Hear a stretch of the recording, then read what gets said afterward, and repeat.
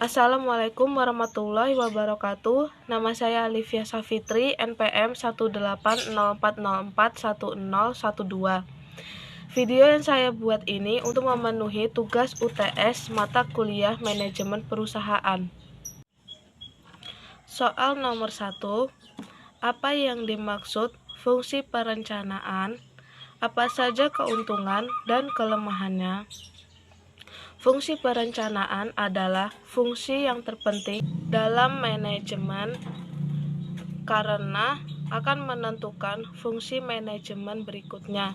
Perencanaan memberikan pola pandang secara menyeluruh terhadap segala pekerjaan yang harus dilakukan. Oleh karena itu, perencanaan adalah suatu keputusan tentang keputusan yang diharapkan dalam waktu yang akan datang. Dengan demikian, perencanaan mempunyai dua titik pandang. Yang pertama bersifat pesimis, yaitu berdasarkan atas kepercayaan bahwa yang diinginkan tidak akan terjadi. Yang kedua bersifat optimis, berdasarkan atas kepercayaan bahwa sesuatu dapat dilakukan dengan harapan yang diinginkan akan terlaksana. Perencanaan memiliki keuntungan. Yang pertama, menyebabkan aktivitas-aktivitas yang dilakukan secara teratur. Kedua, menyebabkan pekerjaan yang tidak produktif dihilangkan. Yang ketiga, dapat menjadi alat ukur bagi hasil yang dicapai. 4. Memberikan suatu landasan pokok untuk fungsi-fungsi lain, terutama fungsi pengawasan.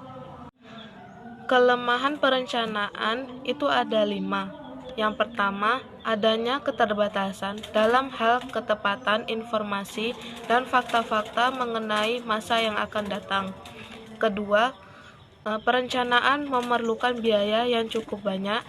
Yang ketiga, memiliki hambatan psikologis. Keempat, menghambat timbulnya inisiatif. Kelima, terhambatnya tindakan-tindakan yang perlu diambil.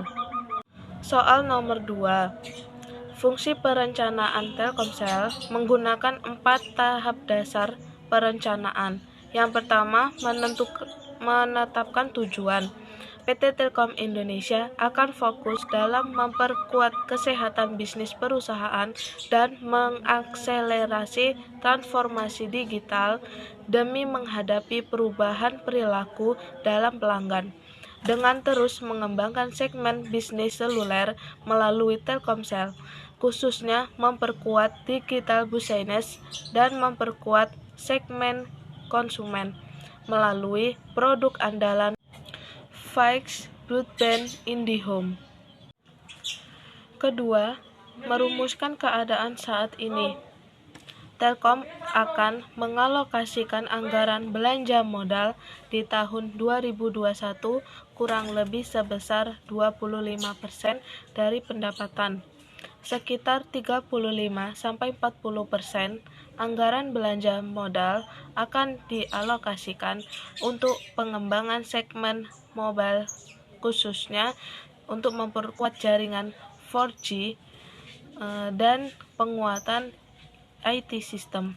Sementara lainnya untuk membangun jaringan akses, jaringan backbone, pembangunan data center, dan pengembangan bisnis tower. Ketiga, identifikasi kemudahan dan kelemahan. Peta persaingan bisnis mobile akan dipengaruhi oleh rencana merger dari 2 operator telco, yaitu raksasa keuangan asal Hong Kong, CK Hutchison Holding, dengan Ooredoo, QPSC dari Qatar, berkaitan dengan konsolidasi operasi telekomunikasi 2 anak usaha mereka di Indonesia. Keempat, mengembangkan kegiatan, memberikan layanan enterprise solution melalui segmen enterprise dan terus membangun infrastruktur baik backbone, akses, maupun data center, disertai pengembangan berbagai solusi layanan digital untuk memperkuat customer experience. Soal nomor 3, jelaskan yang dimaksud etika bisnis dan tanggung jawab sosial. Etika bisnis adalah standar yang menentukan cara mengelola perusahaan yang mencakup semua aspek baik individu, perusahaan maupun masyarakat, dengan memperhatikan norma dan normalitas yang berlaku secara universal, ekonomi, dan sosial.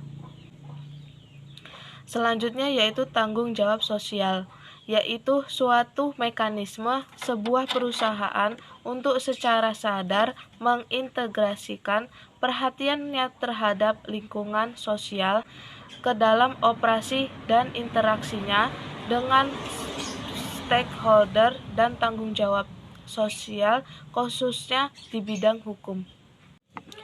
Soal nomor 4, ada pernyataan bahwa tanggung jawab sosial merugikan bagi perusahaan karena dapat merugikan profit dan membutuhkan biaya yang besar. Apakah Anda setuju dan berikannya alasannya? Untuk jawaban saya yaitu tidak setuju, karena fungsi dari CSR adalah dapat memperkecil resiko bisnis perusahaan, di mana apabila adanya kerusuhan bisa diatasi dengan mudah. Seperti biaya pengalihan risiko bisa digunakan untuk suatu hal yang lebih bermanfaat untuk perusahaan, dan juga bisa memperkecil biaya pengeluaran. Sekian dari video saya akhiri. Wassalamualaikum warahmatullahi wabarakatuh.